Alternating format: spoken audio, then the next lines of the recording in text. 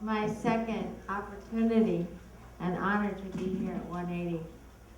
It took me about a year to figure out why you call it 180. I don't know where my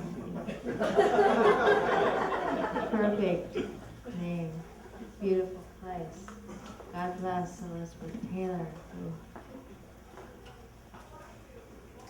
who homed this place, right? And lived here, who now has the great opportunity to guide it, guard it above. God bless her. Well, it was a funny day because I just finished a big teacher's training session this morning, and I had some wonderful little things I like to say. Not mine things, but things that are written. And I left them somewhere, I think on my desk. So it was kind of funny. So then I thought, okay, I'm going to call my assistant and see if she can fax them over here or scan them and get them over here. I can't speak without these 2 pieces of paper. And she didn't answer the phone. So that's when I know God is really wheeling and dealing. When nothing really works that your mind says you want it to work now, and you can't go on unless it works that way for you. So I'm here paperless.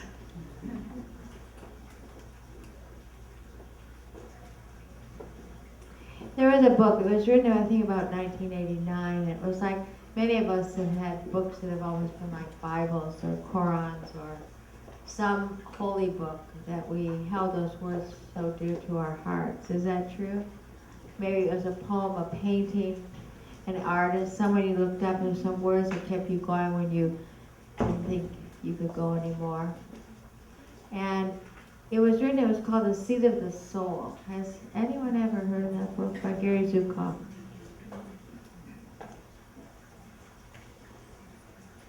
I don't remember much of the book, as we often don't, but we remember it's something that stays with us our whole lives.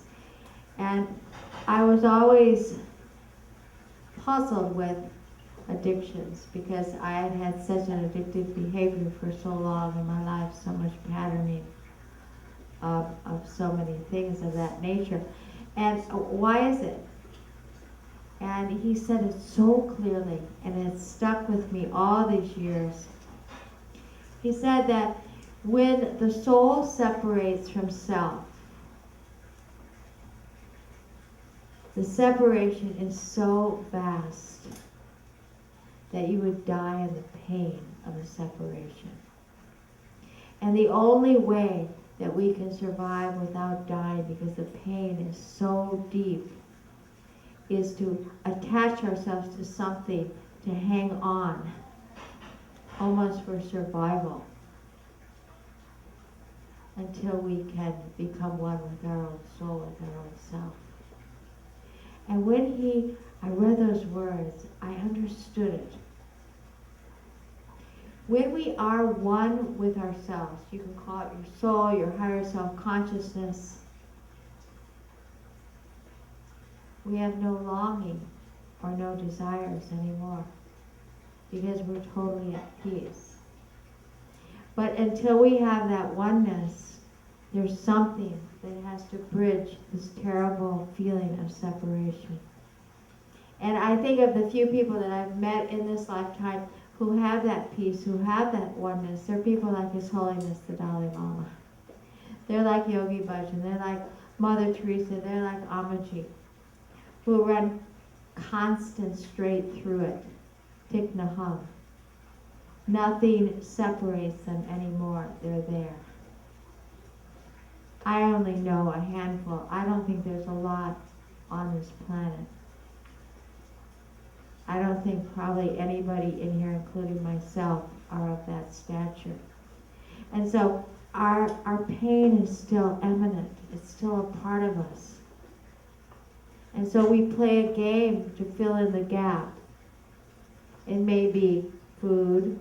It may be golf. It may be making money. It may be our grandchildren. It may be our children. It may be our backyard, the grass, growing the grass. Not, but the grass. There's always something that attaches us to. So we, just for the moment, it may be shopping,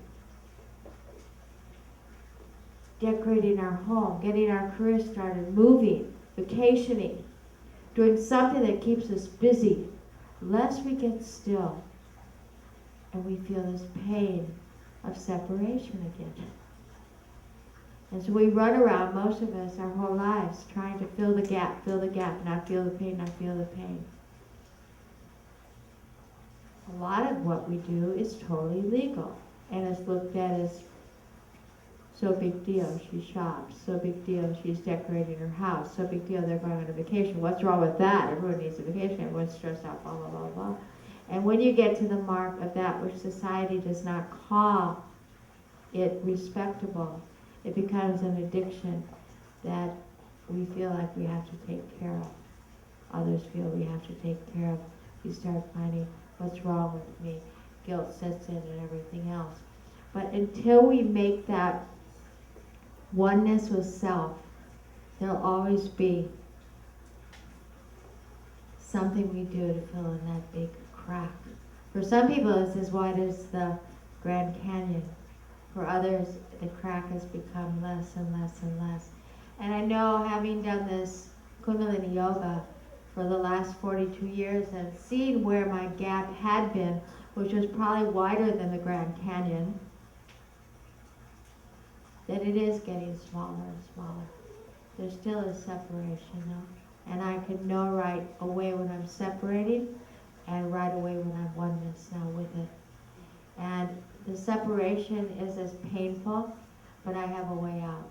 I guess that's what the difference is. When I started on this path 42 years ago, you named it, I was addicted to it. I wasn't even fussy. Anything to get rid of the pain. And through grace, I found a way with the breath that can take me back to the oneness and take me away from the separation. And that's really what yoga is. Either you're one with your breath or you're separate from your breath. And it's a constant endeavor that keeps those who practice some form of meditation, some form of yoga, some form that we have found that really works. We just have about 75 people just enrolled in our teacher's training course for these next 6 months together. I just left them now and we'll return back to them. It's so beautiful to listen to their stories. They're everywhere from 60 years old to 20 years old. And we're doing it in New York and Belgium, up in Ottawa next weekend, and in Boulder, Colorado. And I have them write a paper. Why did you come and what do you want from it? Very few say I want to be a teacher. The common denominator is I want to be happy. I want to be happy. And it's our birthright to be happy. How do we forget? How do we not think that we could be? What happened in that separation? I'll take it back about 2 billion years ago. We have had golden ages on planet Earth before. We haven't had one now for about somewhere around 24,000 years, where everybody was nice to everybody, nobody went without, everybody loved each other, there were no demarcations of countries, there was a world citizen, everybody cared about everybody. It was a time we could hardly even imagine. But it has happened before in history, and we're on the brink of it happening again. That's why you're all sitting here. 10 years ago, you wouldn't be here. This place wouldn't even be here. Times, they are changing. More and more people on a global level are finding my happiness is your happiness. Like His Holiness says, I can't be happy unless you're happy.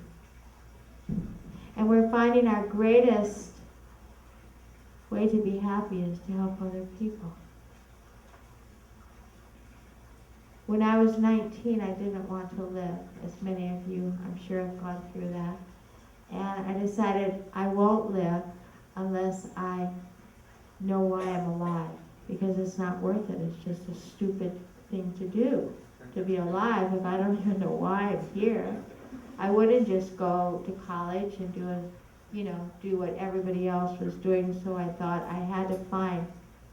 And I wasn't spiritual. I'd never meditated. I'd never done yoga. This was back in 1961.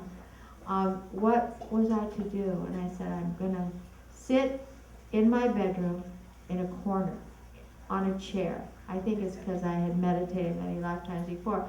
And I'm going to keep my eyes open. I'm just going to stare. I'm just going to sit there, and I'm not moving until I find out. And I don't care if I die in the process. I hadn't even started my drug adventure by then. And my poor mother and father, there were no therapists then. There was nothing then. It was a bleak time. And thank God there weren't pharmaceuticals for the cause, because I might have still be on them now. But anyways, I just sat there. I don't know how many days, but it was a long, long time. And my mother would bring me food, because they didn't know what else to do with me. And I think I slept at night. But I was determined to either find out why I was alive or forget it. Forget the whole program called life. It just didn't make any sense. So one day, and my parents were very upset. They weren't educated people, and here was this nutty girl, and she was there, and they didn't know what to do with me. I think they asked the minister or somebody like that, and no one knew.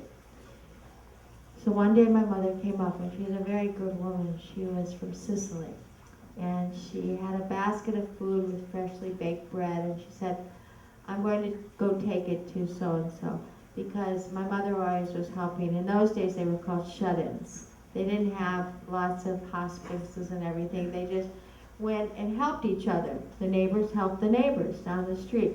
So I'm going to take it to Mrs. So-and-so, she's sick and she's not able to get out.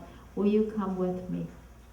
I was so furious at my mother that she would even ask me, in the middle of my pain and my contemplation and my wanting to know why I was alive on this earth, that she would interrupt my cause by asking me to go and help someone. My mother is 5 feet tall. Thank God I didn't hurt her, but I got up, picked the chair up, and threw it at her. And I said, you get out of here. Don't you interrupt me. That day changed my life, because I knew she was right. Then she said, if you would just start helping other people, you would find out why you're here. You would find out a peace. You would be okay. And it infuriated me, because I just wanted to do it for me and by me and to me. And I didn't want anybody else involved. The thought of helping somebody else that would make me feel better, whoever thought up something like that? But I knew from that day that she was right. It took me about 8 more years to wander around planet Earth, take a lot of LSD, and do a lot of ridiculous things, body surf for years, hitchhike for years, be a hippie for years, dance in the streets, get arrested for Vietnam, do every single thing I could do until I extinguished. And that's when I found this path. And this path is really of service. When Yogi Bhajan first came in 1969, I met him in 1970, it wasn't just get on a mat. There were no mats then, there were no sticky mats, there was nothing then. No one even knew yoga by then. He would say, we got up at 2 in the morning at that time, and we did 2.5 hours of prayer and yoga and sadhana, as we called it, chanting. And then we went out, and he called me in one day, it was Arizona, and he says, you go out and feed the poor. And, dopey head hippie me says, well, I don't have any food. And he said, go ask the storekeepers to give you food. And I said, okay. We'd ride our bicycles around Tucson, and we'd get enough food. They'd give us like day-old veggies and day-old cheese, and we come back and whip up a whole lunch every single day, and people will come to the ashram and sit, sometimes as many as 100 people. We'll feed them free. So his whole thing was serve, help, and everything will work out okay. The yoga was a sidebar. It was do the yoga to keep your body healthy, to get your brain together, because he had a big job. He came when he was 37 and he had a bunch of spaced out, drugged out hippies in front of him. And God told him, come and help them because they have spirit. They want to do something. They're just misplaced. They don't know what to do. And so he helped many, many millions of people, actually. And so that's what we do. We just help. And we're so glad that 180, many of the clients here come to Golden Bridge and do yoga with us. It's a fast yoga that connects the dots in your mind. It's scientific. We don't say, I hope it works. We know it works. We know simple meditations like putting pressure points on the fingertips. It was in the Wall Street Journal about a month ago, the scientific evidence that this pressure of 5 pounds on each fingertip will put the 4 regions of your brain together. And I know I've used it with so many people over all these years. Here, do this meditation, do that meditation. This will help in this and this will help in that. It's a science. It's a science of angles and breath. And using it here at 180 and many places throughout the world, they're finding that the results are so fast to bring the connection of the brain together and to close the gap with the soul. So, I'd like you to do one thing. Would you like to? Yeah. Just to get an idea. Okay. It's not as easy as pie. Some of you are students and teachers here from Kundalini Yoga. But I think we'll do this for 3 minutes. You can sit.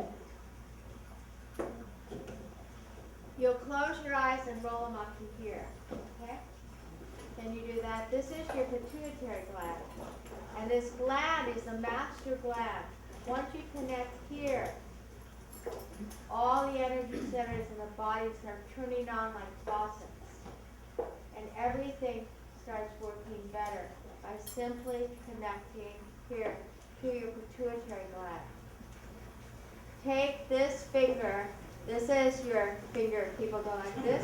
But this is really ruled by the planet Saturn. And Saturn is the planet that gives you the lessons.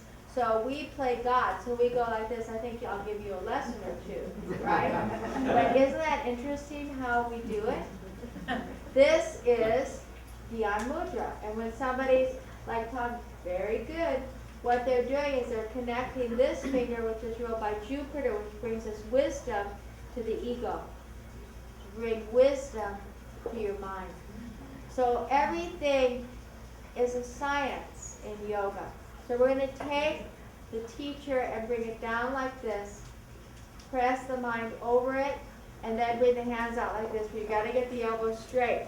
Bring them down about to right below your navel, and then take it up about 60 degrees and bring it down. And go 1. Close your eyes. We're going to do it for 3 minutes. And you're going to feel something. Keep the elbow straight though. Press that finger, middle finger down. Inhale up, exhale down. Inhale from your belly. Feel it across your back. Feel it between the shoulder blades. That's the back door to your heart. Move up from the armpits and underneath your ribs. Let the palms be up though, not down or sideways. Palms are totally up, up, up, up. Shoulders down, arms up. Eyes stay rolled up. You're doing good. Don't stop. You've got 1 minute. Come on, you can do it. These are things we'll give people that have everywhere from Alzheimer's to dyslexia, to anything that needs a brain balance. This is one of like 1,000 things that we teach. For almost every dis-ease, ailment, brain work. But don't breathe out of your nose, out of your mouth. Breathe out of your nose, just your nose. Keep going. Some of you need to get your arms up a little bit higher. Good, go. Just don't stop. Get those elbows straight. Good. Now go through some changes. And what the change will be, your mind will say, I want to stop. I hate this. I don't like this woman. I don't know what's going on. Why do I have to do this? Just do it. 1 more minute to have an experience. That's only your mind, but you're not your mind. And that's what separates us from who we really are. Our true identity, our soul's identity, our spirit, whatever you want to call it. The oneness that we all want. And that's where the happiness lies. It's not going to lie in buying another pair of shoes. Last 46 seconds, go. Come on, go. We have to have a lot of courage. Sometimes we have to fight for our freedom. We have to fight for the non-separation. And you're not fighting anyone outside of you. You're just fighting your mind that wants to run your show over and over again. 20 more seconds. Do it honestly. Come on. Elbows straight.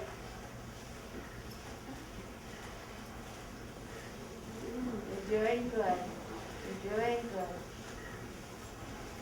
Now inhale up. Shake your hands. Keep your eyes closed. Exhale, inhale again, shake your hands. And exhale last time, inhale, shake your hands. And bring your palms together, press. Exhale back, your palms together at the center of your chest. Eyes are closed, inhale deeply.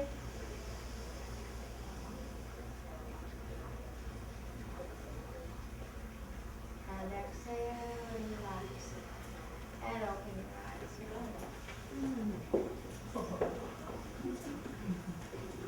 See what can happen in 3 minutes.